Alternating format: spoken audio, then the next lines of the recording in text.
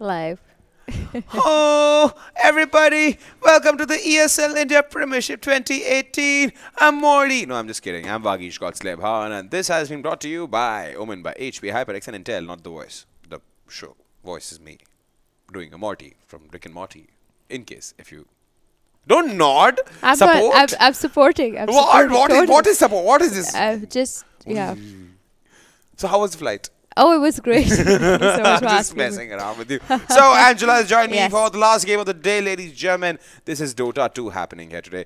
Two very interesting teams. Angie, you want to tell the audience about it? Yes, it's going to be Reckoning Infinity going up against Council. Now, Reckoning Infinity been pretty interesting in this tournament. As of now, they sit 6th on the board. Meanwhile, Council sitting on the 9th spot. But I feel that they are equally matched coming into this game. Now, talking about Dota 2 in general, I mean, if you guys have missed out, there's been a new update that's come in the 7.15. That means there are a few changes that have come into this map, basically affecting the gold in this game. And I think that is one of the reasons why this matchup will be pretty good to watch, because if you just sort of break it down, I mean, the most important change in the map is that the bounty ruin no longer spawns in the 2-minute span. It's going to be spawning in the 5-minute span. And it gives gold to everybody, so it doesn't matter gives who gold to picks everybody. it up. Yes. And that also means that Carry's got to be a little careful, because there's been a slight update for the creeps also. Melee creeps, the bounty has been reduced by 2. Ranged creeps, the bounty has been reduced by 1. That means that you're not going to have a lot of heroes on this map really fat in the early segments of the game in the first 20 minutes. That also means that if you're a team that kind of caters to the late game, this update is for y'all. So you're going to have games that last longer than usual, which is a good thing. I mean, I felt it was getting a little unbalanced in the after 7.0 in general. I mean, I felt Dota had become quite fast. People were kind of overtaking the patch pretty quickly. But with this new change, I hope it doesn't affect the teams that much in gameplay. But I hope that this is a more balanced gameplay coming in from both the teams. All right, so then let's start off with team introductions. Let's start off with Reckoning first. Yes. Let's start off with Reckoning. Team Reckoning Infinity.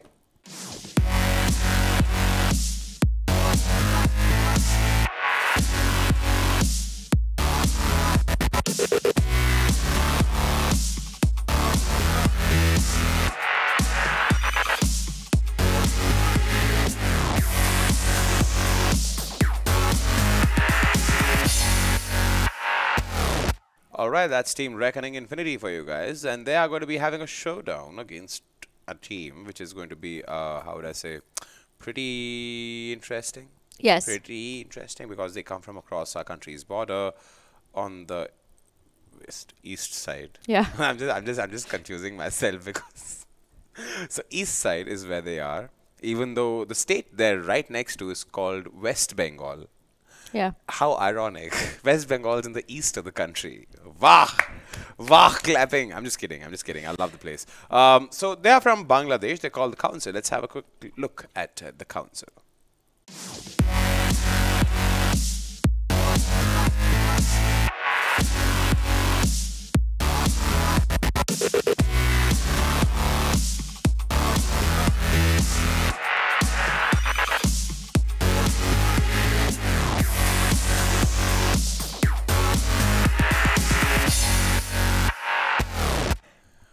Alright, I do not know what Zunoon is being fed by animal or deaths, but if in case you ever manage to see this stream, Zunoon, remember, you started to look like Chen. Don't feed in your lane, with no pun intended. I'm just kidding, man. I just love the Council too much. Yeah. Great people, great friends, and some great Dota to be seen from them. Yes, I think they were a phenomenal team from Bangladesh, and they are a good match, Reckoning Infinity. There are always teams where I say they're tier 1, tier 2, but Reckoning and Council both stand equally for me on the same And platform. Council's pretty damn unpredictable. I've realized it. You can never pinpoint on that day when Council is going to be winning or Council is going to be losing. True that, definitely. And commendable performances by them on the Chen, on the Enchantress, on the Rubik, on the Earth Spirit. It's like these heroes just have to be banned for the Council. If you want to have a nice, clear, simple game, you got to ban these heroes for Council. Otherwise, they're going to make sure that you don't get anything on the map. Yeah, in fact, let's quickly head off into the draft and see Yeah, what's in let's store see for what's us in there, store. because that's going to be pretty much fun there, the draft, because the game's going to be decided predominantly there. I see Anomaly Knight and Tusk getting banned. They know Reckoning Infinity love the Tusk, and the Earth Spirit and the Chen getting banned because, well, they know Chen. Yeah. And they know Visage also is going to be dangerous for them. and they've managed. I like the fact that, you know what, I don't need this paper. We'll just throw it. I like the fact that the council ends up, okay, I do not know if you've spent time with them during their draft phase, but I love the way they go for draft. They're like totally YOLO. And this Deaths, this Farhan Islam Deaths guy, a great buddy, he's the cause of that YOLO. I'm telling you, he's the cause of that YOLO. He'll talk in his Bangla and he'll sort it out like, acha, I will take care of sheesh and everything. I would say sorted. that a council as a team, their captain, he kind of studies Animal, every Rahib team. Raza. He kind of studies every team and is sure about He's the what he's going to pick so up. I'll tell you how the dynamics of this team works. In fact, I'm just letting people know beforehand. Pangolia has been banned by Council, and Sand King picked up Reckoning Infinity. Now coming back to Council, so Rahib Reza, aka Animal, is like MS Dhoni of the team. He is the captain cool. Farhan Death Islam is the Virat Kohli. He is the guy who's like going to be shouting, screeching in his Bagla and being angry at everything that moves, whether it is in game or like off game. I'm very excited to see this Zunun team is on like the land Zunun is finale. like Suresh Raina of the team. Yeah. He's like there. When Zunun's brother Len used to play, then he was like, you know, acha theek hai, main kaam karta hu, main Yusuf Pathan ban ke khelta hu. So the team you can literally like correlate them to like players from the Indian cricket team. In fact, the picks have happened, a Clockwork and a Skyrath Mage. About time we saw that gosh hero. Though devastating to see Council pick up that Skyrath Mage because they're so good on that hero. And I've seen this player play about 3 pages of just Skyrath Mage and make his way to wherever he stands as of now on the board of Divine 4, Divine 5, wherever he stands, I don't know, but it's all through the Skyrath Mage pickup. So he's looking very confident on that hero. While we talk about Reckoning Infinity, they're going to pick up the Death Prophet for themselves in the mid lane. Also, they're going to pick up the Scam King. Now, this means Council also wants to pick up their secondary support. Did you just call him the Scam King? The Scam King. Did because you just he's call in him every, the Scam King? He's like a Scam King. He's always there. I mean, King. he's in every single game. He scams off everything from the map. So I'm just going to call him the Scam King. Anyway, Council. They've banned Brewmaster, by the way. Yeah, good ban coming in there from Reckoning Infinity. Council do like to play that as one of their carries. Is a pain in the bum, dude. You're like, you cannot kill this guy after upon a time. Like, there's always that one panda who escapes. Yeah. Also, they play him pretty well, Council. And while we talk about what they play well, Rubik being one of Council's favorite last support, the 5th role support picking in for them. They also have the Enchantress available as of now if they want to go for that. They like to play those heroes that can basically control a lot of neutral creeps, and that could be one of their choices. But for now, Council looking to ban off their last hero before Reckoning make their first pick. Reckoning recently have even opted to start off with the Slark as their carry. It works for them. I recently see them play a game with it. Also, Slark is back into the meta of DOTA 2. So seeing him in the game would be very interesting. As we talk about Reckoning Infinity, the secondary support could also be the Jakiro, the Disruptor still available. But for now, Council is just going to make sure that they got things in control. The Void and the Death Prophet with the Sand King can be devastating. Yeah, this is going to be danger. So I sense a lot of furore, action, fireworks in this game. I'm excited to see if Leshrac gets a ban here, because that could also be one of the options that Reckoning Infinity opt to pick up. Viper gets a ban before the Leshrac. Yeah, and that would also say that the OD is still open, but the mids have already been picked up by both teams, so we got to keep that OD out of the map. Open. I'm just trying to recollect which heroes. OD is open. OD will not get picked up now because mostly their mids are done. The Skyrath mid is going to go mid against Dead Prophet, but this also makes me question who is in their off lane. Is it going to be one of the Pit Lord choices that both teams like? They could also opt to go for a Centaur Warana. They could also opt to go for a 2-1-2 kind of lineup where they send the Sand King and the Leshrac into the off lane, making sure that whatever Council does pick up kind of gets counted. They could also make sure that a lot more options, but Leshrac gonna just be thrown out of there. The respect ban comes in from Council. They don't really want to play against that hero, and that also says that right now they are looking to pick up. The Razor is there. That's a good pick. They could also go for a carry Razor. I was just wondering which hero am I missing from all these games of Dota, and we end up always missing that crucial hero. Everybody but that hero. Razor is there. A Razor Skyrath Mage combo could be cool. It could be cool. They could opt to pick up the Razor as their carry. Also, the Phantom Lancer, another hero that fares really well with actually the Skyrath Mage and Clockwork together itself have so much combinations available for them that they don't really need to push it harder like with these two supports. Clockwork's ultimate and Skyrath's ultimate together. Like just boom, hooks. stands there, the cogs happen, and then you ultimate just drop Skyrath, the everything's ulti. done.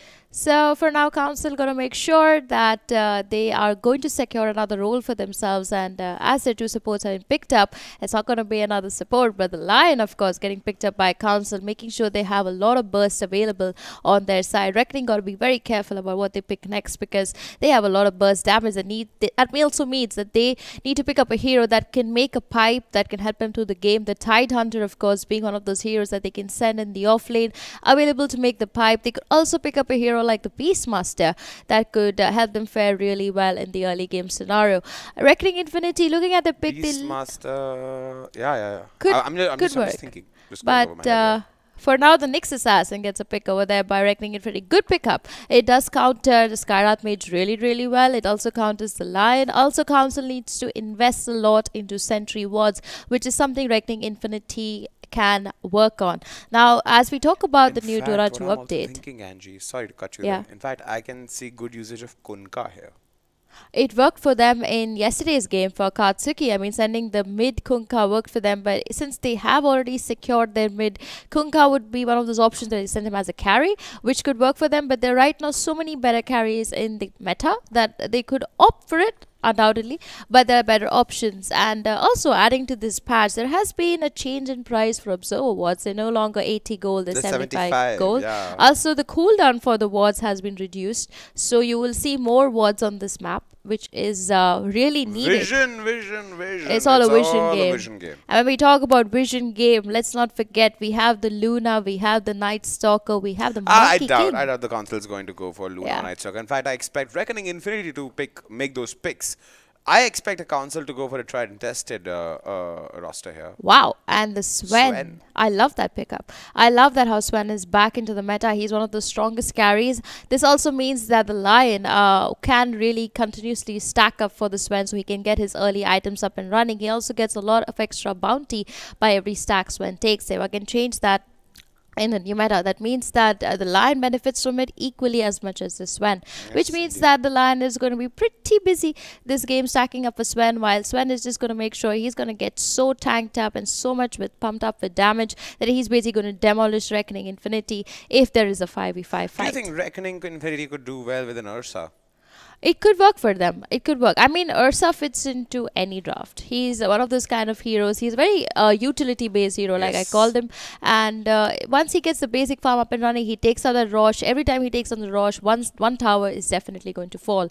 And as I speak about that, I mean, I also want to make sure that Reckoning Infinity are very, I wouldn't say they don't play Fireman DOTA. They play Fireman DOTA beautifully well, but they like to play more of the 2+1 combo, where basically they kind of just keep ganking around, making sure that the other lanes don't really have that much of trouble, while their carry gets to really farm up. And as I talk about farm up, I also want to mention that Sven is a kind of hero that you can't pick a Phantom Lancer against, so they got to be very careful of what they decide to pick up against that hero. But for now, Reckoning Infinity going to lock in that Disruptor. They are looking to go in a 5v5 fight.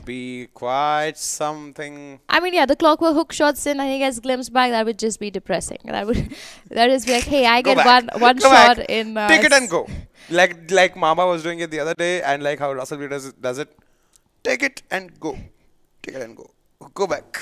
But as they finish their last heroes, I'm looking at Reckoning Infinity. I like the drafts. I mean, Council is pretty secure. They know what they want to do in this game.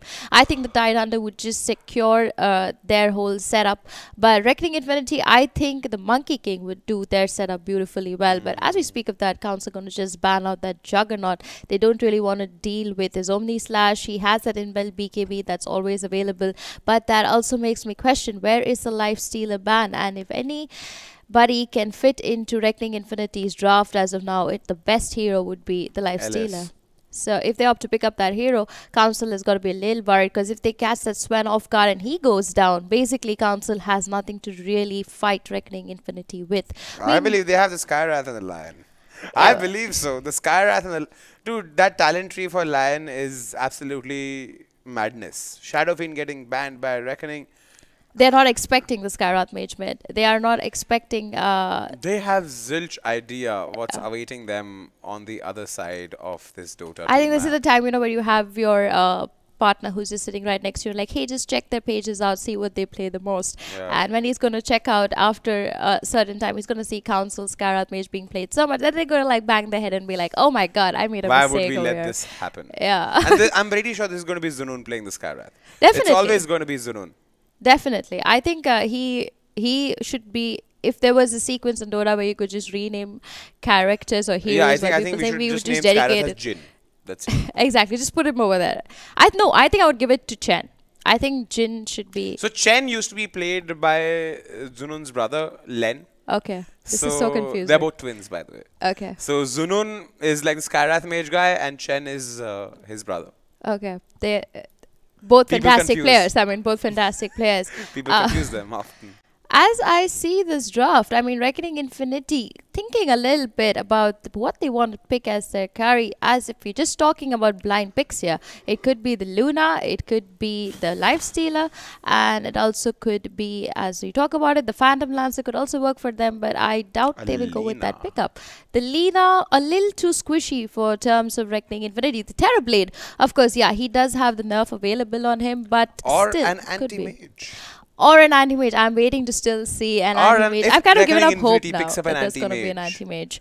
anti-mage. But yeah, If they pick up oh my god. it's going to be a Lifestealer. So yeah, the first choice, always the best choice, works well with an Infest Bomb. The Sand King and the Lifestealer going to be in a devastating combination with the Nyx Assassin scouting out their gangs for them, the Death Prophet taking down the towers while a Disruptor making sure that everything works in place. Reckoning Infinity looking very secure in their draft. Meanwhile, Council on the other end, they have their mid, they have their two supports, they have their carry. And last but not the least, they're looking for their final off laner. Now, this could be a Doom, this could be a Tide Hunter, but both of them, are they going to be able to survive the push and all the pain? But as I speak of that, the Ember Spirit gets picked up over here. I am a little worried, I really actually. like this pick. I'm not really happy with it, to be very frank. I mean, the Ember, the Sven, they both are heroes that need farm. Sure. And the push, yes, Ember can push exceedingly well, but when you have heroes like a Nyx Assassin scouting your gangs, he knows where the Ember Spirit is going to be at all times, and if they take down the Ember Spirit first, it's a 4v5 coming against Reckoning Infinity. Also, the Ember Spirit with the Sven means they both will have to share farm, and after the 7.15 it is difficult to get so much farm on the map, and I hope that they can pull it off, because if they pull it off, Council is going to do fine. It's going to be a longer game. I don't think it's going to be a very long game. I think it's going to be about 30 minutes for me.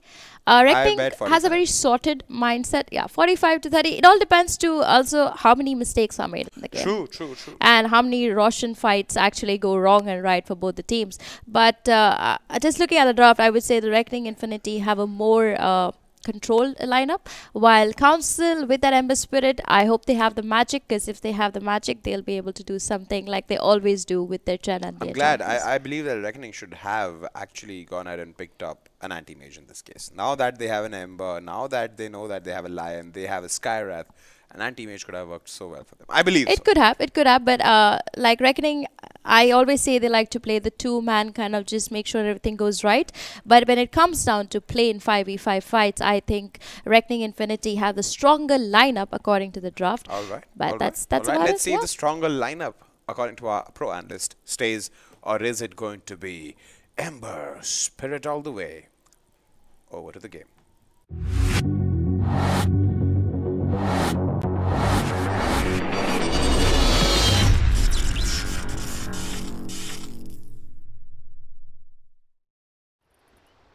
Alright folks, welcome back to ESL India Premiership Summer Season. My name is Floki. Joining me is CloudX, who only appears once on a blue moon.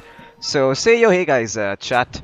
How's it going, CloudX? I'm out of hibernation and ready to cast the Council versus Reckoning Infinity. Both teams, I think they've had mild success in the ESL India Premiership so far.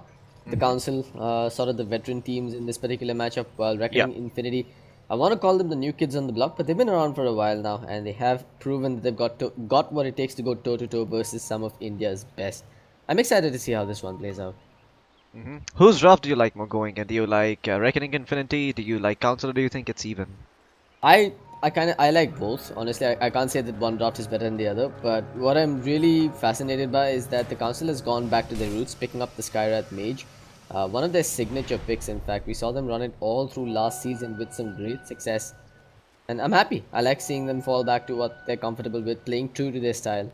What I'm not happy about though is the fact that they're running two heroes that are closer to the 5 role than the 4. But they're Okay. going to be running an offensive tri lane with this, with the Sven, the Lion, and the Skywrath Mage. Now, I get that the offlane is, well, Ice Rock has made it such that the offlane is absolutely disastrous to deal with, but it looks like Council's response is to simply send 3 heroes down there, which kind of get behind. Yeah, and Reckoning Infinity, they respond with 3 heroes of their own. I do think I like the Council's trying a bit more, especially because you have so much disable and so much damage from these two supports. But you can get turned around just as easily. The good part is that Skywrath has a lot of movement speed, so for him to die, it's really gonna take the lifestealer slow or a glimpse back.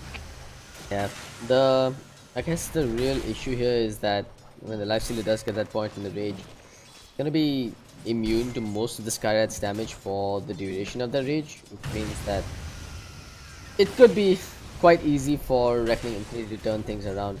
We've also got to remember that Nyx Assassin is fantastic versus Yeah. Nix he's fantastic at dying, if anything, and giving up first blood. Yeah, good save. Yep. Yeah, I was just about to say Nyx Assassin is fantastic versus heroes like the Skywrath Mage that really rely on that huge mana pool and a bit of intelligence to work with. If he gets some early points in the mana burn, it's going to be quite a pain to deal with. Yeah, but I think the mana burn might be a big commitment, especially in an aggressive tri lane. I really want to have the Carapace because it enables you to escape, and Vada is going to be okay. The Impale, I don't think it connected. Anyway, I'm gonna bring down the last hits and I hope production does so as well. Meanwhile, bottom lane looks like there is an attempt onto Animal's life, but Animal's gonna stay alive for a little while longer with a spike. And that's the end of the aggressive shenanigans from Reckoning Infinity. Moon I running think- that open wounds instead of the rage. I mean, there was no kill opportunity without the open wounds, and clearly there Yep. was none without the rage either. He needs to get to level 3 before he can think of making a play like that. Yep. Who do you like better scaling towards the late game? Do you think that Sven scales better or is it the Lifestealer? Because I've been having debates about this myself. I have seen Lifestealer outcarry a Sven. I But- mean, I don't think it's a one-on-one battle per se, so I'm not sure if, you know, it's fair to say that one's better than the other. Sure, if it's a one-on-one matchup, I'd probably give this Sven the upper hand, primarily because of the armor boost coming out from Warcry, and of course the disable that he's going to get after inevitably surviving through 5 seconds of, 6 seconds of Lifestealer's Rage. But yeah, in the overall scheme of things, I'm a fan of the Lifestealer here because he's got that vehicle in the form of both the Sand King and the Nyx Assassin, and getting the jump on any of these squishy supports on the side of the council could really open up a lot of space to take objectives, for which they've got the Death Prophet.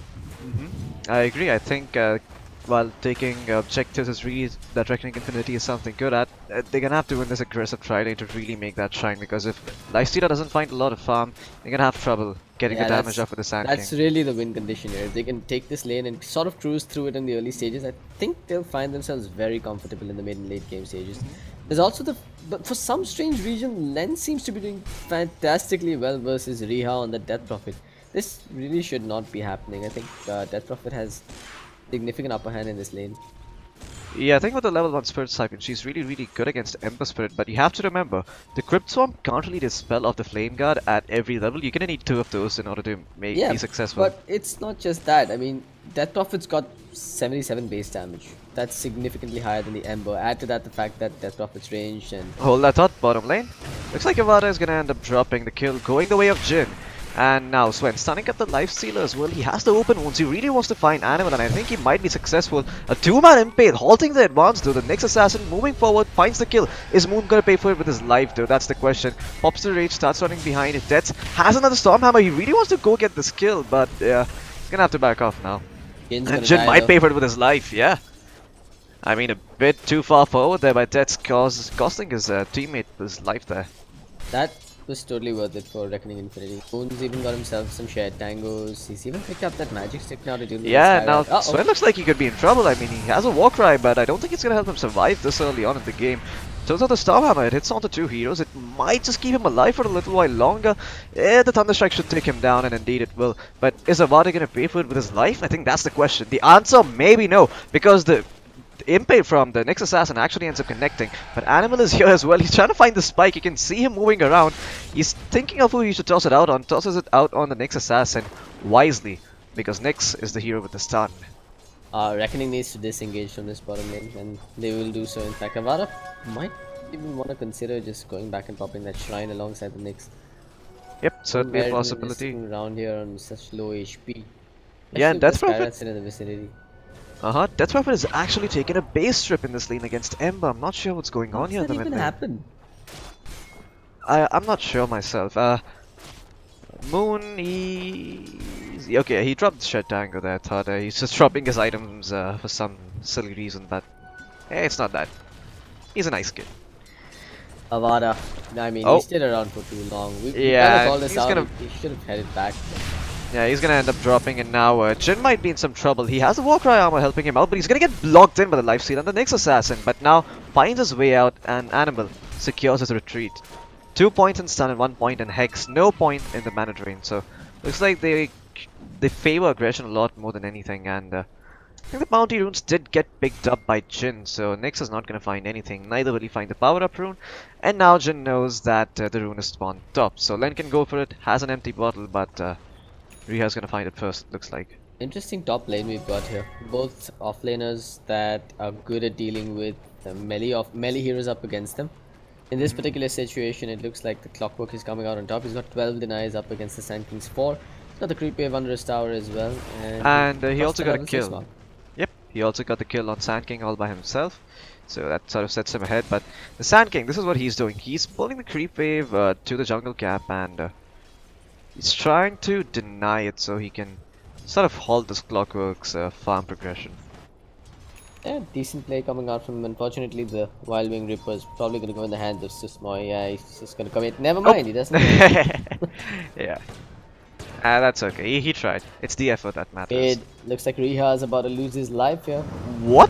Mid lane? Okay, looks like indeed he is. Jin was here, and Riha does end up falling to Len as well as Jin. The brothers. Essentially the second death on the Death Prophet. I mean, at this early in the game in an Ember versus DP matchup, I count a base trip as a death itself. Okay, Moon just rages and dodges the Storm Bolt there. Now, Kirk is here, so they have kill potential, and he's gonna just start channeling the epicenter. Okay, and he cancels it! And he starts a creep! Amazing plays coming out here by Council, and Kirk, not so amazing plays coming out by him, in fact. He's gonna have to back off after whiffing the epicenter and the Powder Strike. That's just poor play from Kirk. I mean, I don't want to sound ragey, but Moon, he's gonna be in trouble. Susuma is gonna show Reckoning Infinity how it's done, and it's with a hook shot straight to the face of Moon. Moon gets silenced up, but he's juking in the trees. He's gonna actually be able to stay alive. But the stun coming in from Deaths once again. They managed to find the disruptor. Susmoy, no, never mind. It was Jin who did pick up that one, and now Sand King's gonna get hexed up. Moon is just gonna rage TP out. Realizes this is not his lane. Look at mid though. Oh my god, mid once again. Looks like this time the Death Prophet getting a bit heavy onto Riha. I mean, the Death Prophet getting a bit heavy onto the Ember Spirit. That's Riha getting heavy on Len. This Reckoning Infinity squad is looking completely shaken at this point. They're not on the same page. They're engaging and disengaging really sloppily. Sure, you know, mistakes happen. You can probably look past what the Sand King did over there. But then, even when they went back under the tier 1 tower, there was a moment where Moon and Sand King decided it's a good idea to go running back 2 versus 4 under their tower. Sand King got Hex, he survived, sure, but that could have gone horribly wrong for them and could have even resulted in their tier 1 tower going down. Oh, wow. I mean, they've really got to calm down. They've really got to slow down the pace of this game and find some room on the map to farm, but clearly the Council is giving them no breathing room whatsoever. Yeah, I mean, he's gonna get hexed up and silenced as well, just ends up blowing to Susmoy and Jin. That's Nyx now sitting at level 4, 9 minutes in. I think they're gonna give the Tome of Experience over towards the middle lane Death Prophet. Actually, no, I think you probably just give it over towards the Nyx Assassin at this point. You need that Nyx together with Vendetta to go making space. Yeah, I think with the Vendetta, he's one of the few heroes that can actually get on top of the Ember. It's gonna be very difficult to get on top of him otherwise. If you look at the draft of Reckoning Infinity, at least until Sand King gets his Blink, which he seems to be a bit far away for because he, well, hasn't had a few kills. His rotation bot was unsuccessful, and now he's just trying to farm up his Blink dagger. You know what's even worse for Reckoning Infinity, and I may be mistaken about this because the notifications are sort of off, but I think the Council got all 4 of the last bounty runes as well, so their net worth is just going through the roof. Oh yeah, I mean bounty runes in this patch, like already you can just feel the difference. They make all the difference in these pro games because you pick up one bounty rune that's nearly 800 to 1k worth gold your team is getting, and once again they're gonna find both bounty runes. But this time around, Reckoning Infinity will secure the top bounty rune, so not everything going against them at this point. They do find some semblance of farm on the map with those bounty runes. I think that's really crucial, in fact, that they've changed these bounty runes. They're a lot more important. I think we'll be seeing a lot more plays around I think 800 to 1000 net worth is a bit of a stretch. But yeah, I think if you pick up 2 bounty runes, that's the amount you'd probably get, right? 700 to 1000, yeah. And if you pick up all 4, well, that's and you're just swimming in it. That's the good thing about those bounty runes. So map control early on does get rewarded a lot. I think heroes like Sand King really excel at this. They can just stand at the rune. Nothing can really stop them. You can just power strike, pick up the rune and get out scot-free most of the time at least.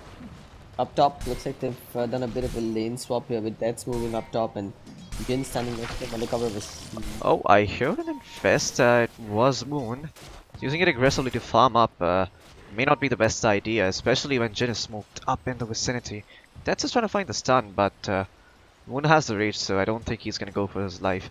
Jin is going to reveal himself, though. I think Reckoning are doing the right thing now. They've kind of slowed things down. We haven't seen a death in a while. Nyx has just gone farming and leveling, and now he's with the Vendetta. It's crucial that he makes a successful play here. And they know this as well, which is why you can see Avada and we have both getting in the middle lane. Yeah, he's actually gonna get he's gonna silence up the Ember Spirit, and he's also gonna get stunned up. Now Jin is gonna come in with the concussive shot. He silences up the Death Prophet, so she cannot put any more damage. The hook shot, missing on 2 heroes, but connecting on the backlines of the Sand King. But the Cogs pushing 3 heroes back, and now Riha looks like he might be in some trouble. He has an extra Spirit Siphon charge. There is no Finger of Death on Annabelle, so he can't pop Riha. But well, at least they managed to disengage and save Len's life. No good. That is no good for the council, for Reckoning Infinity, because I mean, you know that the council is going to come for you. Considering that the exorcism is down and a whole bunch of spells were blown there by Reckoning Infinity, you know that the council is going to try and make a play. Especially given that this Ember Spirit is pretty much done with the Blade Mail already.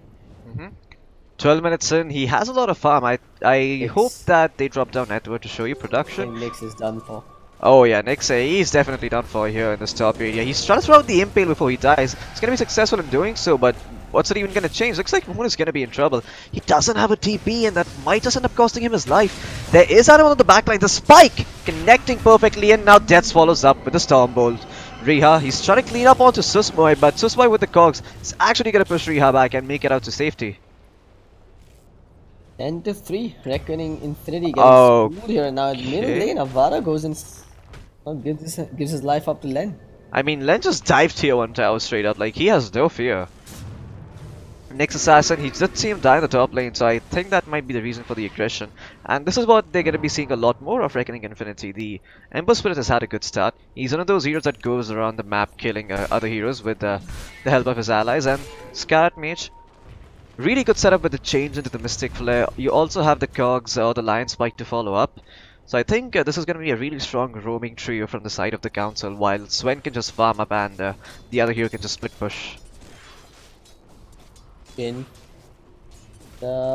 Just really playing that sacrificial role for the most part, but he's making progress towards a Yule Scepter slowly but surely.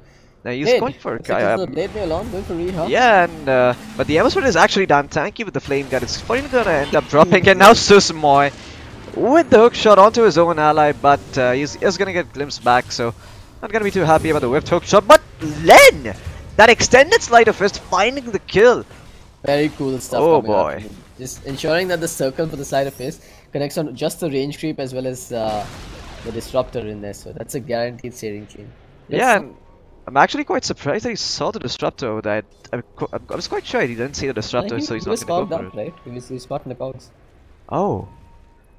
Okay. Oh, look I mean, at he this, made it man. back. That's just cleaned up an ancient stack as well while all this is happening.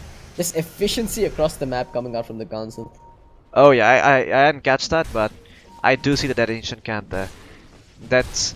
Well, he had a bit of a slow start on his Sven, I have to say, because he wasn't getting the most out of top lane. Animal, he's trying to survive. He just popped the spike, and now with the Hex, he's looking to TP out, but I don't think he's going to be successful. Kark has another Butter Strike, should find the kill. Animal, oh, he actually jukes Kark by the skin of his teeth. Animal. How is that even possible? Oh man, That okay? I want to say that's like 10% skill and like 90% luck. Nah, it's just 10% skill. If you know that song by never Yeah. mind. I tried. Brownie points for me.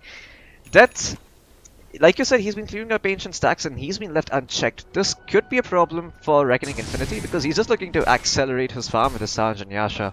What do you think of the Sanj and Yasha pick up this game? For this win? I like it. I think you got some fairly mobile. Never mind. Okay, I mean, mobile I'm heroes missing in the form kills. of, I'm not watching Lightstealer Len. that I dropped. Yeah, but Len might finally pay for his life, but Moon, he's just gonna get silenced up by the Scarlet Mage, so there's no open wounds to chase the Ember Spirit, and as a result, he might make it out. Although Jin, he's gonna pay for it with his life. He's not gonna get out scot-free. Animal, he's come in, he actually gets a Burrow Strike off onto the Lion, but Lion turns it out with the fingers, the Sand King is dead.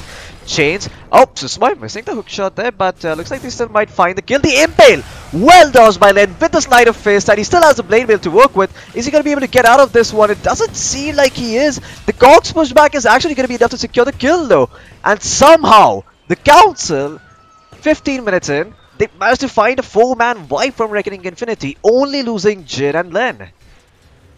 Yeah, I mean, that's- sure, that's bad. In It's all honesty. horrible. We were expecting Reckoning Infinity to be the ones taking towers in the mid game and sort of dominating team fights, but they're just getting run over here. The Blade Mail pick from the Ember Spirit it's working. I have to say, there's a real deterrent when you try and go to work on the Ember Spirit that he's just gonna end up hurting you long enough for the Sven to come in from behind and clean up. But little do they know, Sven is just, he doesn't give a damn. He's just farming on the side of the lanes, pushing out waves, farming the jungle efficiently. We haven't even seen his final form yet. Oh yeah. I mean, this is a Dets who has been just planting those crops for now. He's gonna harvest them later into the game. Just a guy who likes farming a lot. X coming in, yeah. Okay. They have a sentry ward. I mean, No but detection on animals, so he's oh, gonna I get- think they might have seen him with the Yeah, true they saw sight him. range. They definitely saw him going through the trees with the true sight from the tower. And well, Iced. He's now heading towards the mid lane where the tower is standing once again. I don't think he's gonna find any kill because, well, I mean, you can see Council are grouped up. This is how they like to play. But Susmoy, he might get greeted by the Nyx Assassin. But in fact, the hook shot with the wards, counting it out, setting up for the perfect hook shot for Susmoy. The epicenter and glimpse! No, that's not how you do it. Reckoning Infinity goofing up big time, and Look the at this. Clockwork still surviving through all this damage coming in from Moon. Meanwhile, in the backline, Animal finds a 2-man stun, halting the advance of Reckoning Infinity. Exorcism is gonna get popped, but how is Rhea gonna survive when there's an angry Sven running at him? Well, that might be the answer. You throw the Burrow Strike, you throw the Impale, and you actually start killing off the Sven with the Spirit Siphon, and it's gonna be successful. They find the Sven down for the count. Len, he did manage to clean up the Nyx Assassin, but now I think he probably has to tuck tail and run. Disruptor has the Static Storm, also has the Glimpse. The Remnant Dodge is there! Len with the plays, making sure Reckoning Infinity don't even find a morsel of kills. And now, looks like he's gonna force them to shrine up at the very least, but the Council, you still chase with this? I mean, you only have 3 heroes up, and Reckoning Infinity, they have 4. I mean, Nyx Assassin is coming back to this fight in 3 seconds. Is he gonna get silenced up? Len, he uses the Sleight of Fist, has it running down, but I think he might get silenced. Nope, the silence is on cooldown, and Ember Spirit actually makes it out scot-free. Jin, he's not gonna get slowed because the Lifestealer doesn't have the open wounds, and with that, I think they might just disengage on the side of the Council. Wait, Nyx Assassin, will he find the Scarlet Mage? Nope! Jukes the Impale to the right, and now Death Prophet might be in some trouble. She has the Yule Scepter, the Ancient Seal. The Yule Scepter just coming back off cooldown, enabling her to survive for a little while longer. The Arcanop still chasing him, is gonna find the kill. And Sand King just using his handstorm trying to survive here, but the dust is available from Jin. He carries detection, and he's gonna find the kill. The next assassin, he's gonna end up dropping as well. Len finding a double kill in this early game, going for the Battle Fury build. So I think Kark redeemed himself for the most part in that fight. He did end up getting he got a really clutch Burrow Strike closer towards the middle lane, right? You had the Sven dropping the Storm Hammer onto 2 heroes and then coming running at them with the I think it was God Strength. this area where you're talking about. He came in right like there. this. And he got the Burrow Strike off, stopped the Sven in his tracks, and that's basically what's set up for Reckoning Infinity to turn it around. Unfortunately, they really overextended in that last fight. Yeah, I think so. And Like, so think about it, the fight started shots. over here and then it extended all the way towards the bottom tier 1 tower with a little bit of nonsense happening closer to the shrine as well. They should have just disengaged after they got those first 3 kills. Oh yeah. I mean, this is classic Council, you know, they don't like to back down. Those are the kind of guys that who just go in and never go out, if you know what I mean. Oh, I was actually You talking about don't? Reckoning Infinity overextending. Oh, Reckoning Infinity. I thought the Council were No, I extended think because they had 3 heroes dead. I think. the Council played them because of Reckoning Infinity overextending there. I think Council ended up getting a few more kills, but Okay. looks like that Observer Ward might just pay dividends again. But unfortunately, they've been spotted by a Radiant Observer as well. Lane, however, he's made Yeah, I his way mean, towards the bottom lane. yeah, he sees Kark. He's actually going to manage to find the Jin. Straight in with the triple remnant. Not stopping in the blade mail. Finds the kill with the help. But that's slightly weird in all honesty. If you have the Flame Guard, you don't really take any damage from the Burrow Strike. So how do you reflect back the damage from the blade mail? I think you're free Damage to return game is it. calculated before any kind of reduction. Oh, I that's why Blade see. Mail is. That's that's unexpected. I didn't think he would find the kill there because of the flame guard, but he does. Next assassin, he's eyeing up Jin, but his brother's backing him up there. Len is there. Disruptor just dropping the kinetic field there. I think he's gonna get jebaited by the illusion, but he sees the real Ember Spirit now, and he should not get jebaited. Next assassin, still looking for the stun. Reckoning Infinity are coming, and it looks like the council, they're aware of this. They're starting to back off, fall behind, and just take it safe. While Dead's, where is he? He's just farming ancient camps. I mean, cleaning up Tanya ancient shows stacks up, after ancient Blink stacks. Tiger's on the way as well. Eventually he's Yeah. gonna have Blink BKB as well, and that means that the Sand King's efficacy is just reduced. They don't really have anything to go through Magic Immunity, or at least no disables to go through Magic Immunity. It's gonna be a real problem for Reckoning Infinity. Really, Council just has to slow down, farm, and keep doing what they're doing right now, and eventually they'll win. Yeah. I think the Sven is gonna hit a peak with the BKB and Blink like you mentioned. But looks like Council, they are gonna not take your advice and in fact pop a smoke of their own, look to find someone in the jungle. And they do spot out Moon. Moon could be in some trouble. He's gonna get hexed up. Wait, what? What? The hex was on a creep animal. Oh no, that's not how you do it, my friend. And now the smoke can gone horribly wrong for Reckoning Infinity. What? The finger on the Carapace Nyx assassin. That's not how you get the kill, but Jin is gonna show him how it's done with the arcane bolt there. He might end up paying for it with his life though, because the life stealer has rage, and yeah, he's gonna rip through the Jin Skyrat mage, and indeed he does. While I was talking Space about for all top. this, yeah, the Dead Prophet actually ended up falling in. Now Len, styling over Disruptor, just goes in with one remnant and goes out with the other. They Man, also got top tier 2 Anakin on the Death Prophet. Across the map, I'd still say it's an advantage that tilts in favor of the Council. I mean, 13k networks lead. I mean, it's obviously tilting in the favor of the Council. I'm actually curious to see how how Reckoning Infinity are gonna come back in this game. In all honesty, they have the Infest Bomb with the Sand King, but I don't think it's been working out for them. They haven't really been making the aggressive moves. The Death Prophet, she doesn't have the best amount of farm. She only has a herd in you, so I mean, you still have to be quite afraid of the Sven. He's just gonna come in with his God Strength, start punching away at you, and there's not much you can do. More importantly, the absence of BKBs on the side of the absence of a BKB on that Death Prophet means that the moment she drops down from the Yules again, the Skyrath Mage is just smacking his lips, waiting to go to work. And if it's not the Skyrath Mage, Len's gonna probably control him up with that extra Searing Chain duration that he's skilled up as his level 15 can. Look at this, the classic Yin Yang formation coming out. That's a horribly drawn Yin Yang on the mini map, but yeah, Yeah. both teams just dodging each other while the Council now comes in from the high. Yeah, the next assassin is in a good position to break the smoke though. He is gonna pop his invis, break the smoke. Where is the dust? You don't find it, and in fact the Sand King jumps in with the Burrow Strike, finds the kill onto Jin, and now Clockwork might be in trouble, but on the backlines, Deaths, he's managing to clean up. He's found the Disruptor, Susumai hook shotting back, trying to find the Death Prophet. Len dropping really low. He's gonna be able to make it out to safety. I hear an epicenter being channeled, but there is no Blink Dagger. He's gonna blink in now, and he's gonna Burrow Strike back. I mean, Reckoning Infinity, you're just moving in circles here, and Death, he's not gonna let you move in circles. He's gonna jump in and finish you off, but never mind. All that hype just died down at the last moment. What is happening here? I mean, Kark is just. I think he should really consider just dropping Burrow Strikes as opposed to epicenters, because really the epicenters aren't getting much work done here. Yeah, But I mean, there was some really good stuff coming out from the Council there. You know, you had the Nyx Assassin spotting out the Skyrath Mage and bringing him down before he could react. But immediately you could see Len and the Clockwork jumping forward to where the Death Prophet was, isolating her in the fight and taking her down. The double Blade Mail's also doing a fair bit of work up against her Exorcism. She popped the Yules kind of late and ended up going down to the last hit from the Sven at the end of it. I mean, Len, this is not what an Ember Spirit's farm should look like at this point in the game, in all honesty. He has a Battle Fury, he has a Blade Mail, but because of that good start, he has so much farm. And you have two heroes on the side of the Council who farm and scale really well into the late game against the lineup of Reckoning Infinity. Yeah, without a doubt, Len's been the MVP so far. In this Yeah, round. I hear a Yule Scepter somewhere. Looks like it was a Death Drop. It's an animal, Look at actually. Jin. Oh, Jin! Is he gonna die? Yeah, he's gonna die. Next assassin spots him out. Turn around and dodge that impale coming out from ice, but Yeah, I mean, you can only stretch your luck so far. At some point, you venture beyond your tower. Next assassin does find you. The sneaky little bugger. What is it? 300 gold going over towards Moon. He's got a Desolator in addition to the armlets. Their ability to break buildings on the back of a successful team fight is immense at this point.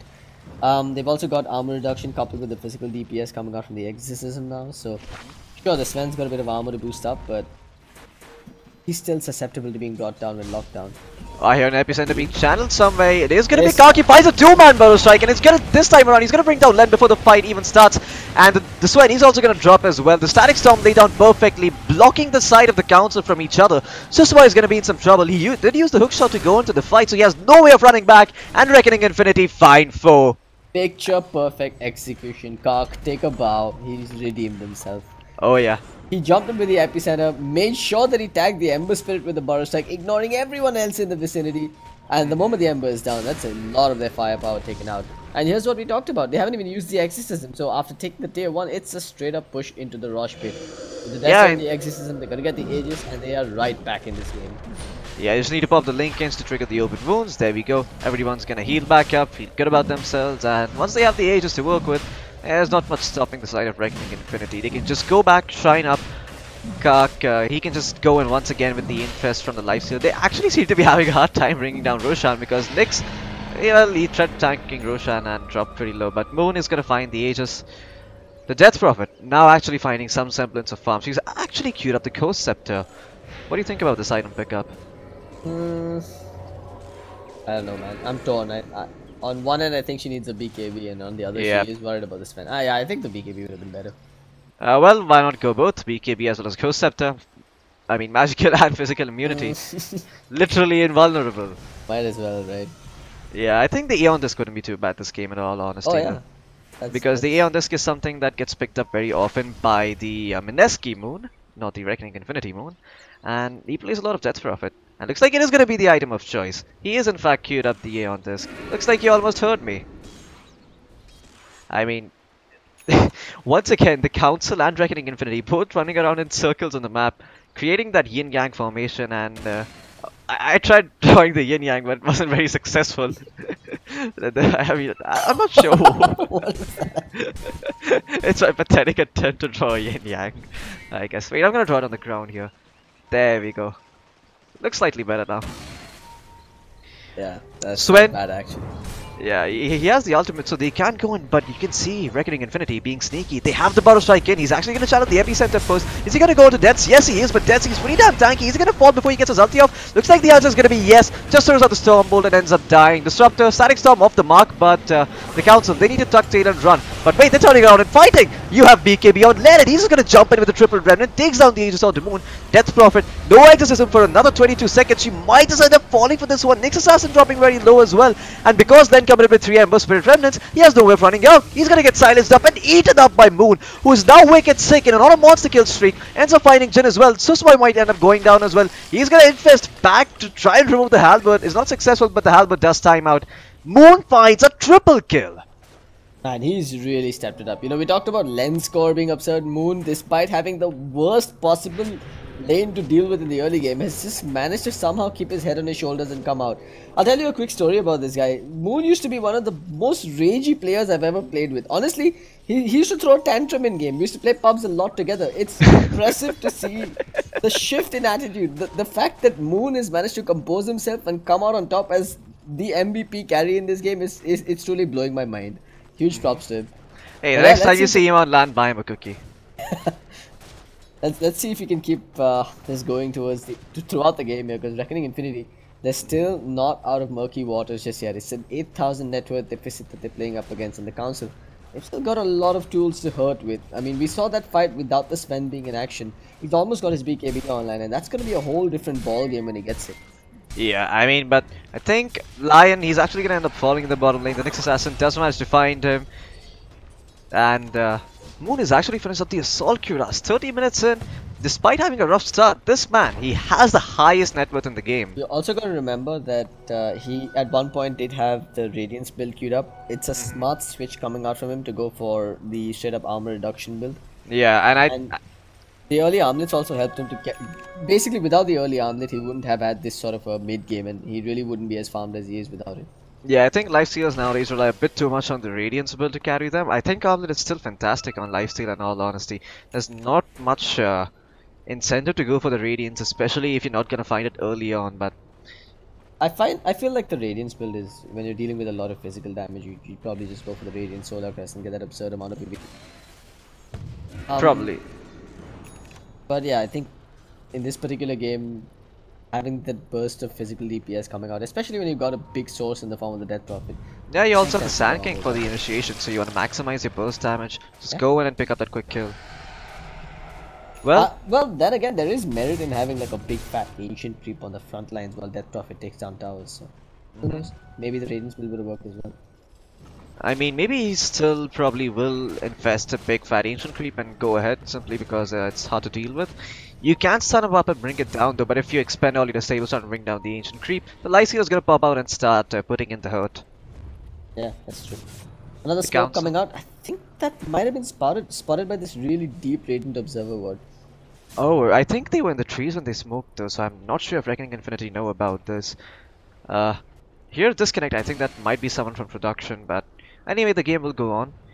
You can see Reckoning Infinity, they're starting to stick together a little bit. Avada's playing very afraid in the trees. Iced, he's not afraid at all, in fact. He's just moving into the top lane and has made it his life's mission to shove this lane out. Taking Blitz advice to heart and shoving the waves in. And the council looks like they're going to finally show themselves. The smoke does end up wearing out and they reveal themselves on the bottom lane. I think this is something that teams do in Southeast Asia a lot. It's that they tend to show two cores in lane together, which I think is never an ideal situation unless you're pushing together. Because then you sort of completely give away where you are on the map. Because you see two cores together, there's no reason for them to stick. It's I wouldn't really, paint the entire Southeast Asian scene with that brush, but I'd say the tier 2 scene and at least the Indian scene has that going for them a lot. When two cores are missing, your supports aren't going to go ganking, especially when no one else on the other side is going. Oh yeah.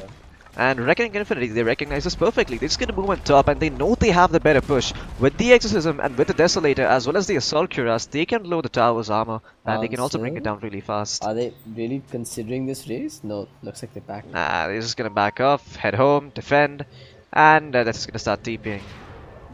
Neither side was committing to that base race, honestly. It's too risky going high ground. On one hand, you could have that Epicenter initiation coming off, and on the other hand, you could have a Sven blinking in and getting a multiple hero Stormhammer. Both very scary prospects that neither side wants to deal with. Yeah, but speaking of scary prospects, looks like Ice is going to get scouted out. The hookshot is there from Susmo. He's going to find it in time though. And looks like the answer is no, because Lena's going to come in with the chains. He's going to actually manage to find the Nyx Assassin. The Nyx Assassin will end up going down. Tets finds the kill with the Stormhammer. I mean, this is okay. You're still okay giving up a Nyx Assassin in exchange for all this information that you find out. You see where all the opponents are from the side of Council, so you can make plays elsewhere around the map. You can see Kark. I mean, he's playing a bit afraid on the top lane, but he can push it out. He just saw 4 heroes near the Dire jungle. Looks like he is quite scared that they're going to be TPing top for his life and his head. Well, Len, he is going to show himself in the mid lane. That should give him an idea about the whereabouts of the Council. Unfortunately, I had a disconnect right as that fight broke out, but looks like they just got the next assassin, and again, lots of space being created for Reckoning to keep pushing.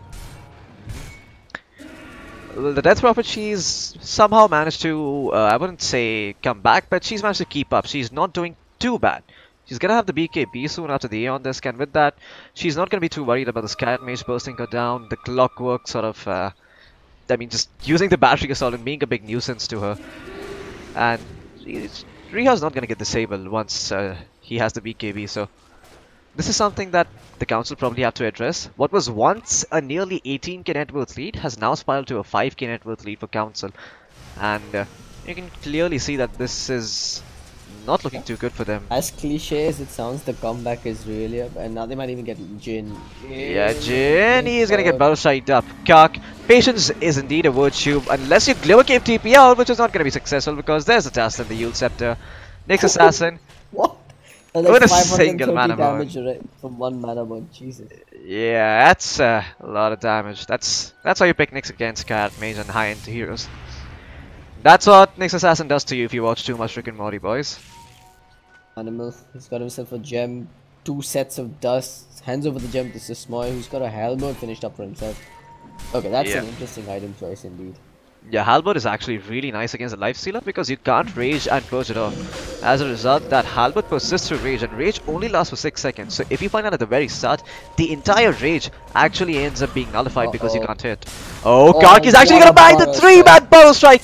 But Reckoning Infinity, there's no follow-up, and Sven, in fact, he's just gonna jump in, but he's gonna get stunned up! He didn't pop his BKB, and now he's gonna get glimpsed back! The Blink Dagger on cooldown, Roshan gets secured for Reckoning Infinity, and the Council, failing the initiation out of God Strength. Hell, this might be exactly what Reckoning Infinity look for. Oh man. No God Strength. Kark, seriously, whatever I said about him, I'm so sorry. That was sick. He was up on the high ground with the right position, waiting to spot them. 3-man Burrow Strike, stopping them in their tracks, preventing the hook shot initiation. Then, you know, I want to say that the glimpse was good on Deaths, but that was more of him just not popping the BKB before jumping and making that really rookie mistake, especially when he's got a 10-second BKB. Perhaps things could have been different if Deaths did go through with that initiation, but yeah, I think he can breathe a sigh of relief. Oh yeah. Indeed, costly mistakes by the Council. I think they're really going to be banging their head against the wall after that little Roshan fight. With all said and done though, Len has picked up his Daedalus, and this is the point where you really don't want to play against the Ember Spirit, because he just uses a Sleight of Fist, does some ninjutsu, and suddenly you're dead because Daedalus procs twice on some creeps nearby and you're dead. Jin as well, he's looking to... I'm quickly gonna take a look at their items. He's got another fire on the Lifestealer in addition to everything else he had. He's got a Lincoln queued up, which is ideal, honestly. Riha's got the cheese in addition to the BKB as well as the Aeon disc. So everybody on the side of Reckoning is super fat at this point. Yeah, I mean, they all have a lot of farm. Yeah. They all went to the Grandma's house, came back full, and now they're looking to knock on the high ground of the Council. One big spoon of Chawanprash in all their mouths. Indeed. Well, the tier 2 towers are still standing for the Council, at least in the mid and the bottom lane. So that is somewhat of a breather because they're not immediately going to go high ground. It does buy them some time, but for what it's worth, Reckoning Infinity can still push. Yeah, they've got 2 out of 3 lanes coming into their side. Yeah, so.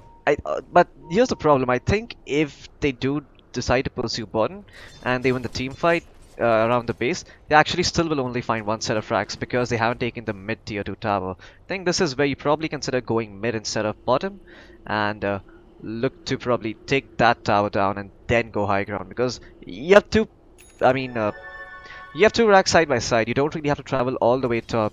That can actually be quite hindering when you're trying to push, especially when you don't have exorcism and Aegis, stuff. so you probably want to go and take at least 1 lane of barracks with that. Yeah, I mean, but why take 1 when you can have 2, right? That's basically my point. While pushing bottom, they probably will only I mean, find... at this, right now you definitely want to go take a tier 2 on the middle lane first, because, well, they've already left the bottom lane and they had to deal with the top and the middle lane. Now that they're all grouped up towards mid, maybe push that tier 2 mid and then try and reach high ground. Got some time before the Aegis and cheese, or at least the Aegis is reclaimed. Yeah, Len doing his best to try and split push. He is pushing out the top lane. Doesn't really have a TP at the moment, but I think he will buy 1 from the side shop. This does mean that Reckoning Infinity claim a free tier 2 tower mid without any contest, but I might be wrong. I see TC up on the high ground. That's, you know that he wants to jump in here, but with Reckoning Infinity positioned perfectly on the sidelines, it's going to be a really difficult kill for them. Yep. There's blood in the water, wants to go in, but Susmoy's got the right idea here. He's just waiting to cut off the backlines if things go wrong. Yeah, he's just using those players, scouting things out. The Sand King still not spotted yet though, so that is something good. He's gonna jump in, finds Animal, Animal's gonna end up going, but Sweat pops his BKB, pops his Godstrand, starts working onto the Sand King. The Sand King heals himself up, buys himself some more time. The Aeon just gets popped. Riha survives for a while. Susmoy and Animal might be in some trouble. On the backlines, looks like the Deaths did manage to clean up the Nyx Assassin, but it's only a Nyx. Riha is killing all your supports. Lion, I think he did buy back for that fight. Moon pops the rage, actually manages to dodge a Storm Bolt and is now working on to Len. Len actually comes back, but now Deaths, he's gonna get blown up by the epicenter. Even though Kark goes down, he's gonna be happy that he managed to sacrifice his life and find Deaths. Reckoning Infinity don't lose Aegis, don't lose Cheese, and manage to find a free tier 2 tower. Hell, they can go for more. Moon is just two-shotting everyone that he sees. Honestly, he's just become a beast at this point. High ground is difficult now that the exorcism is worn off, but maybe they can at least do some damage. Heck, they fed the cheese over to Moon as well, so he's got a second life in addition to full HP. Here we go. Yeah, and Len, his BKB is gonna get forced out. Nullify not coming out in time from the life stealer there, but hook shot in his face. He's gonna get stunned up for a while now. He does get glimpsed back on his Sysmoy, and with the infest, he actually saves the Aegis. What a sick play coming out from Moon, actually preserving that Aegis. That's so big. He's still gonna have 2 lives. I'm fairly certain he's just gonna time out soon. Is it? I'm not too sure, to be honest. I think there's still a lot of time remaining on the Aegis, probably a minute or 2. I mean, Rosh is gonna like the minimum time for Rosh to respawn is 3 minutes, so maybe like a minute. Yeah, nah, there we go. Never mind. I was wrong. You were right. Bottom, big wave pushing in here. Someone's gonna have to go deal with that. Looks like it's gonna be the Death Prophet and the Doctor that are heading in that direction. Yeah. But yeah, I would probably say that's a success for the Council, considering that they were dealing with an Aegis and a Cheese on the side of Reckoning Infinity. Exorcism was blown as well. The fact that they barely took any damage on their tier 3 tower. The high ground still stands intact. I'd probably say that's a win for the Council. Yeah, but they did end up losing the co-heroes, except for Ember Spirit. Everybody died, and Animal bought back, so that does hinder the net worth a lot. The good news is that the Sven is fighting the Daedalus soon, so Lifestealer could be in some potential trouble. But with that said, the Lifestealer, he has a ton of armor. You just look at him, he has 24 armor on top of the 20% evasion, and he has the Nullify, so he can actually turn around with the Sven, prevent him from popping BKB. It does give you decent damage. Not sure why he would go for the MKB in all honesty. I think he's overdoing it in the damage department at this point. He's hitting like a truck already. Was the MKB really necessary as opposed to a defensive item like a Lincoln's? I mean, if you're looking for damage, you might as well go for the Daedalus, right? If you're Moon, at this point, why get an MKB? That is also true. I mean, I guess the Halberd evasion is pesky enough for him to consider the MKB, but it doesn't seem like that big of a reason to go for it. Yeah, I mean, to summarize, I'm just really not a big fan of picking up the MKB this game. Well, he could have gone for the Blood Tornado with that. He could have hit, I don't know what the saying goes, basically like you take down 2 targets with 1 arrow, or like, oh yeah, 2 birds with 1 stone. Yeah, he could have done that with the Blood Taunt possibly. Yeah, the Blood Taunt wouldn't have been. Then again, they are kind of protected with 2 BKBs, and yeah, blowing a Blood Taunt on a Skyrath mage may not be the best. I don't know. I guess Lincoln's would have been ideal. He's gonna choose to go for the heart next as well. He's got that queued up, so I guess he's gonna replace the armlet with a heart. Yep. Well, with the Nullify and the Desolator, he has enough damage so he can let go of the armlet in favor of some more HP. But I think knowing Moon, he probably will just swap out his Treads, keep it in his inventory, and still keep the armlet going. Still gives you a lot of damage, to be honst. Gives you like... Got a Notice Orb on Kark, by the way, so that's probably one of the reasons why he chose not to go for the Lincoln's Spear, yeah. Probably. Here we go, they're gonna try once again. They do not have the Aegis, they don't have a Cheese. They have the Exorcism though. Yeah, they need an opening, and it's gonna be hard to find it against the lineup of the Council, because, well, you whiff your initiation and you're gonna get screwed. The Sweat is gonna just jump in with his God Strength and start whacking away at your face. At no point in this game should Reckoning have more than... Well, should Reckoning actually have even 2 heroes clumped up next to each other for a Storm Hammer? Like, that should be the call coming out from the captain right now. Make sure that you're not standing next to an ally, because it's not like standing next to an ally is going to help them heal up or do any real benefit for them. Yeah, so everyone should be spread up in these team fights, keeping their distance and, you know, just throwing spells from as far as they can. Basically, you're glad they didn't go Witch Doctor. Comes the Council once again with the smoke. Yeah, I mean... Lane's pushing in. This could... No, Moon, he's a wise man. He's just gonna back off. He knows he doesn't have vision in the bottom area, so he is... Well, he's gonna head towards his jungle camp, but yeah. He's smart. He's gonna just go towards his team, group up with them, and he knows he's a lot safer there. Realizes that the next objective is Roshan. Coming out. They did get an observer ward planted deep inside there, so it's not a complete waste. But now with that rocket flare, they've kind of given up their positions. Uh-oh. Iced. Nah, he didn't get spotted. The Gem through sight range is not that big. But the hook shot actually onto a creep this time, but the Hex, well, it's onto the Sand King. The Sand King does get chained up. The Lotus Orb upon him did not dispel the chains. He might end up going down here. He tries to get a last Butter Strike before he ends up dying, but he pops the Heal Scepter and stays alive for a while longer. Swen jumps in, tries to find Nyx Assassin, but Nyx Assassin pops the Invis. He's going to be okay. While Moon, he's just ripping through the lineup of the Council here. I mean, not sure what's happening right now, but looks like the Swen is going to end up falling. Moon, he's turned into a frog, but despite being a frog, the Death Prophet does the heavy lifting, takes down the Swen.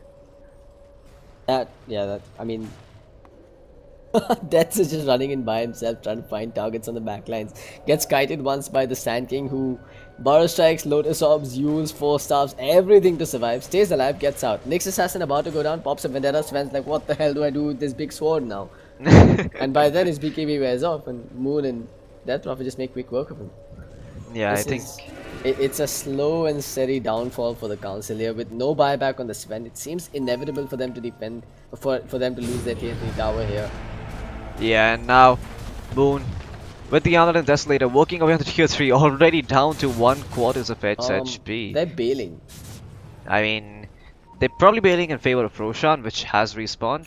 You have the Refresher Orb, so might as well push with that. But the Swen is down for 30 seconds. I think Reckoning Infinity should probably test the waters and see if the Swen does buyback. And if he does, Ducktail and run, Rage TP out, do whatever you have to. It looks like he doesn't have... I mean, they know that he doesn't have the buyback. Oh, Nyx Assassin. He's actually going to pop the smoke, but he's going to get chained up and die for this, in fact. But Susuma has managed to find the Death Prophet. Is there going to be any follow-up, though? The Council, they are far away, but the Cogs pushback is there from Clockwork. Looks like he force-stopped him back, and now the epicenter being challenged. It's only 2 heroes. Len, he's going to end up falling. Does he have buyback? No, he does not. 100 seconds down. Len, he's gone for good. I mean, the Death Prophet can just chase now. The Clockwork, he's going to get nullified up. The Spirit Siphon upon Susmoy. You've swapped the Blade Mail, but what's it really going to do? It's not going to stop the advance from the Reckoning Infinity. They're just going to still run you down. And Swen comes in with the big sword of his, trying to do some work, but he's just going to tuck tail and run. Moon, he is too big, bad, and scary at this moment. And you can clearly see the Swen does not want any part of Moon. Looks like Len might...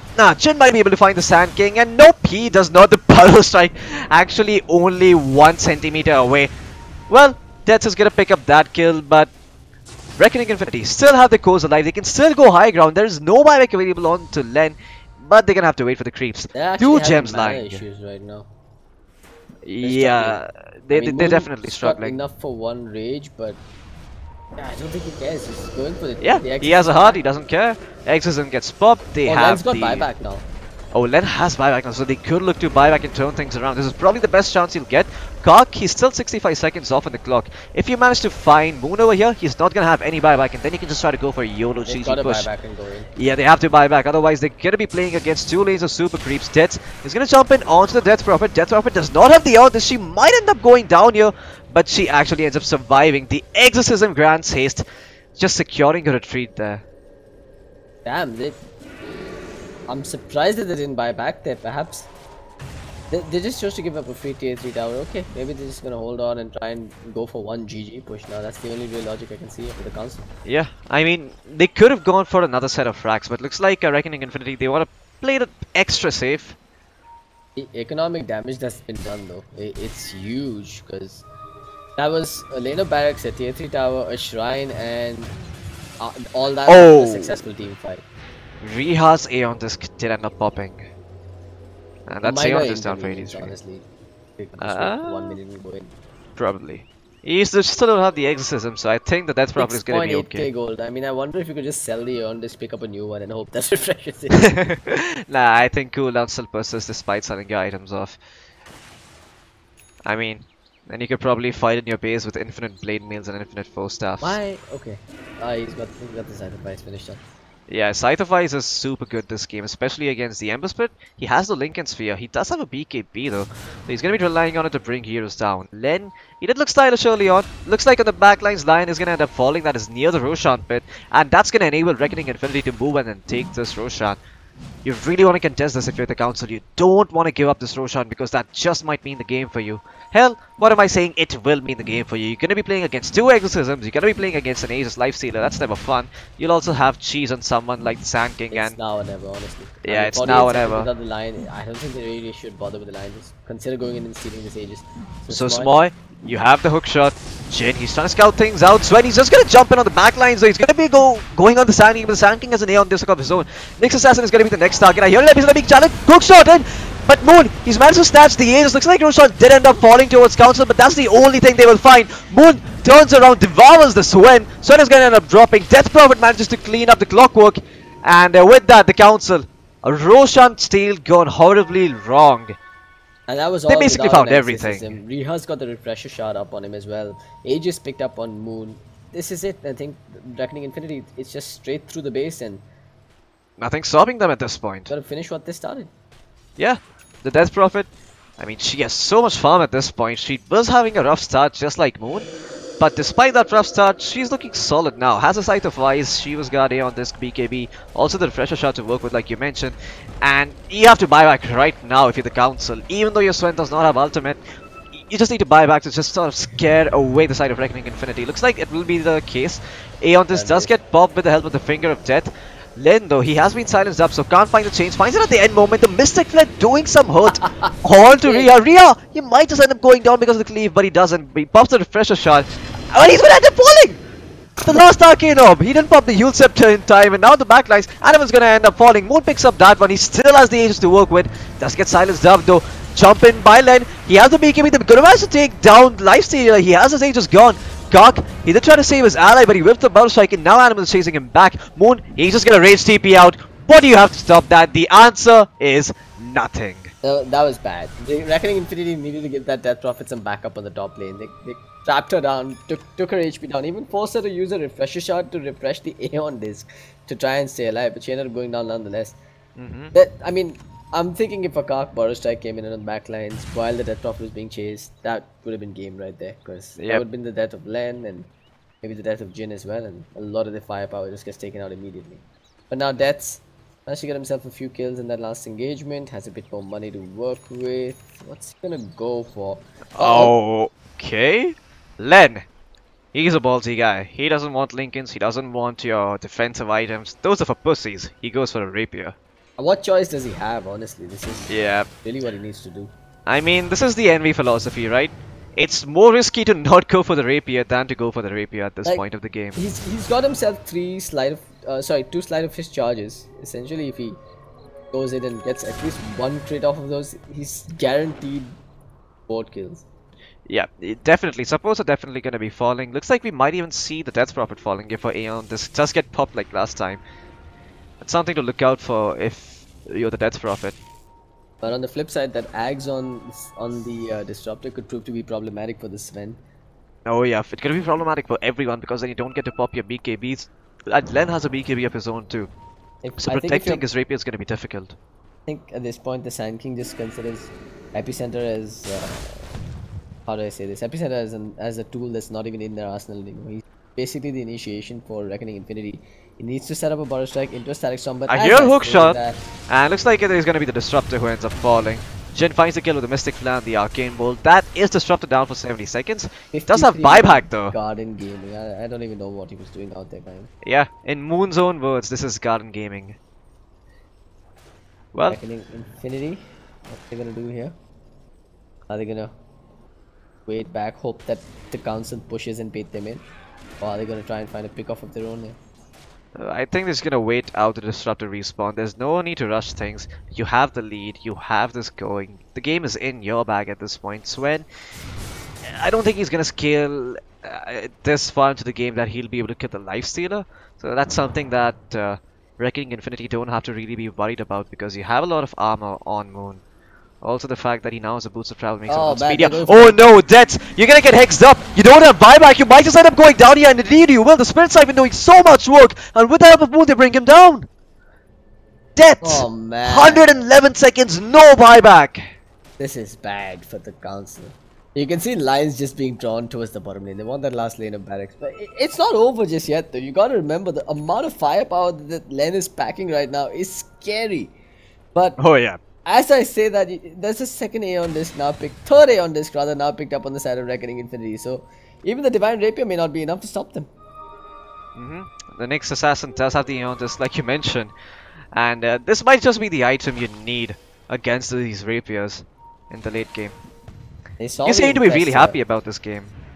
Oh yeah, they did see the Invis Sand King in the vicinity. They've got Sentry Wards placed down as well. So yeah, the Sentry Ward does expire in a few seconds though, but I think it's gonna expire with the Invis, so the Invis is basically useless for Reckoning Infinity. Sand King? It's gonna be looking for the jump. Is he gonna find it? Reha pops the Exorcism, goes on forward, pops the Yule Scepter as well. Just wants to take down the range racks. Now popping his BKB Clockwork, gogging the Death Weapon inside the Power Strike. Catches two heroes. It's gonna be Len, it's gonna be Jin, the brothers in some trouble. The Divine Rapier on the deck. Moon puts the MKB in his backpack, picks up the Rapier, and this might just be game. Council, you have no buyback on the Swen. Len buys back, but he still not given up the Rapier to Moon. Moon doing so much damage at this point. I mean, the racks is just melting. The epicenter gets channeled by Kak. The Lotus Orb sending the Clockwork back, and Mega Creep secured for Reckoning Infinity. Yeah, this looks like the end of the game here. Reckoning Infinity. 19 seconds to the no. Len. Yeah, that's a nail in the coffin for them. If Len does end up falling, it was like he won't. Skyrat Mage though, he will.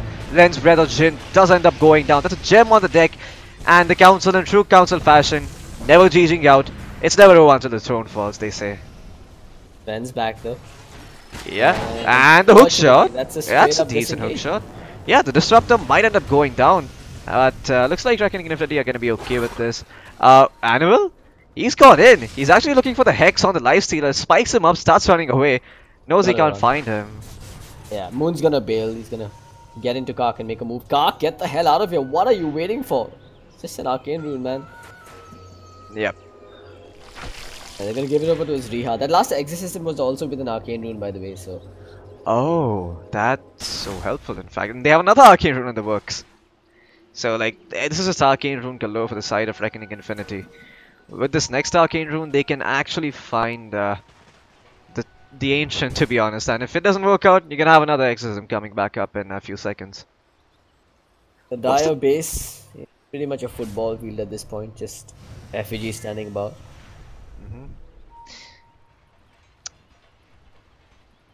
Well, Lifestealer. Shrine left to take, and then they should go in. They haven't taken the shrine now that you do mention it. Looks like Ria's gonna wait out as long as possible. Like, he's just left his keyboard and gone AFK right outside this bounty rune. I mean, the arcade rune, not the bounty rune. What am I saying? Well, Swen. Sure, you look good in the Assault Cuirass, but I don't think that's gonna help you win this game. Or maybe it will, who knows? It's an uphill climb here. I mean, they're playing with a 31,000 net worth. Mega Creep up against them, no tier 4s. And a Divine Rapier sitting on Moon. Let me play the bad cop here and say that this is a 90-degree uphill climb for the Council. So basically, if you're not working with ice picks and if you're not working with those hiking tools, you're not winning this one. Skyrat does have wings, so... he can't carry his entire team though. There's only one true. Skyrat mate. He doesn't lift the weights. It's Swen who does the lifting. The only guy who goes to the gym.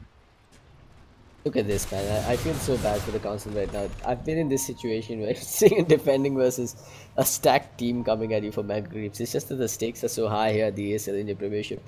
Every single loss here is one step away from the first LAN of the season. And you can see Reckoning Infinity taking no chances. They'll pop that Exorcism with the Arcane Rune, go into the Rush Pit, claim an Aegis. Heck, they'll wait another 90 seconds after perhaps and then go in with 2 Exorcisms available. Yeah, I'm surprised that Moon is actually so patient. You did mention how he's a guy who often tilts, but this time he's definitely showing man. that. It's quite evident he's overcome that weakness in his pro Dota career. This is good stuff coming up.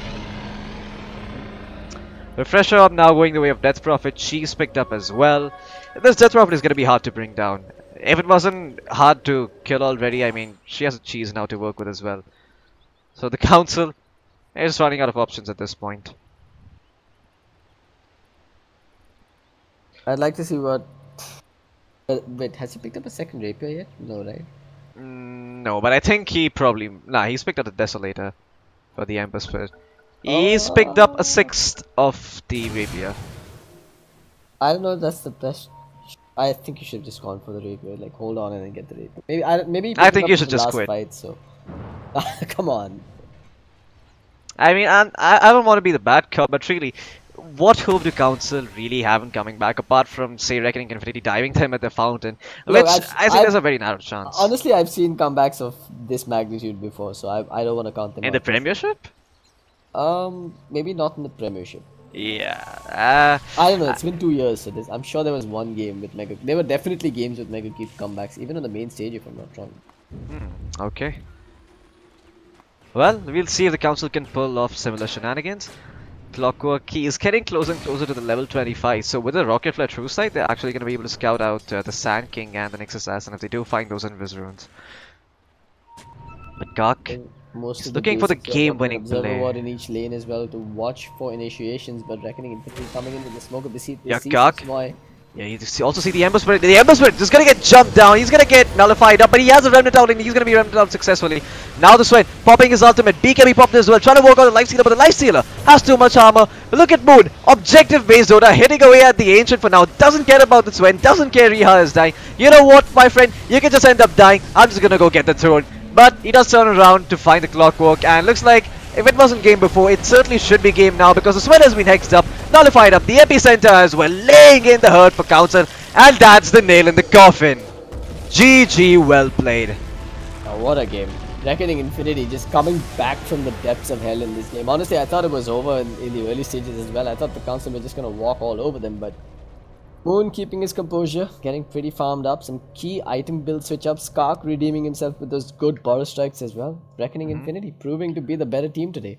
Yeah, in fact, Council, they're probably going to have to go back to the drawing board, see what they did wrong. Maybe it was around the mid-game where they got a bit too eager before they had the BKBs, and then even after the BKBs, they made a few misplays.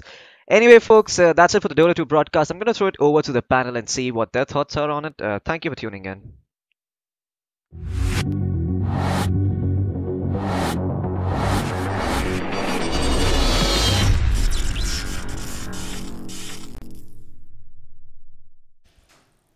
Alright, ladies and gentlemen, we're back again with the studio segment of the ESL India Premiership 2018 Summer Season Masters League, brought to you by Omen by HP, HyperX, Intel, and presented by Norton Gaming and ESL India. Reckoning Infinity wins the game and the day, yay, woohoo. Yeah, that would be their, I think that would be their 5th win on the board out of the 9 games they have played. And congratulations, Reckoning Infinity played beautifully well. I think the basic mistake in this game was just that Council lacked a tank. So early game they fared beautifully well. I mean, they were able to keep neck to neck with Reckoning Infinity. At a point, actually, they were double the scoreline of Reckoning Infinity. But after that 30-minute mark crossed, where Reckoning Infinity kind of have those kind of heroes that put on a lot of focus of just a 5v5 fight, Council couldn't really handle that because they were either losing the Swen or the Ember, and they needed both those heroes alive to kind of finish the fight. The Clockwork trying his best to kind of make sure that he could do as much as he can, but at the end of the day, you need that tank. If your team is not balanced, you're kind of going to be on the losing end from the very beginning, and that's the only thing I can really sum up this game to. I mean, Council played exceedingly well. Props to the Sand King. I mean, there was a fight at the Rosh Pit where he got this 3-man stun on Council, which at the end of the day was one of those reasons why Reckoning could pick up that pace super quick, pick up that Rosh fight, because they couldn't really hit the high ground before that. They had the Ember Spirit who was guarding it, but once you kind of get that ages that cheese twice in a line, you kind of have that momentum to kind of go up floor, and that's basically what Reckoning Infinity came down to. And Moon, of course, on the other end, on the Lifestealer, played exceedingly well. He was beyond godlike for I think about 25 minutes before the game even ended, and that basically shows how strong Reckoning Infinity as a team are in the ESL India Premiership. They are not a team you want to reckon with, and they have also defeated their counterparts, Reckoning Esports. I mean, not a team you want to really take lightly, not a team you want to take, trifle with. You wouldn't want to really just like the Scam King.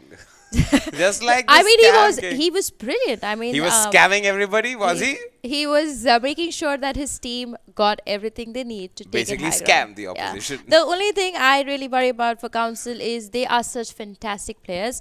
The only mistake I think they made was they did not pick the right heroes. The Sven, of course, being a right pick, but ending that off with the Ember Spirit was a risk that they took for themselves. It just did not play out for them. And I hope that maybe their idea was to split push and end this game, but I mean, it's a little risky to play like that, and it didn't pay off. So I hope tomorrow when they come back again to us with a 3-5 scoreline, now it's going to go 3-6, they come back and they win better games and they show us better esports that they can play. All right, you show them, Council boys. You show them how it is done. But for today, we've showed you what we had. Ladies and gentlemen, this is the ESL India Premiership 2018 Summer Season Masters League, and we'll be back again tomorrow.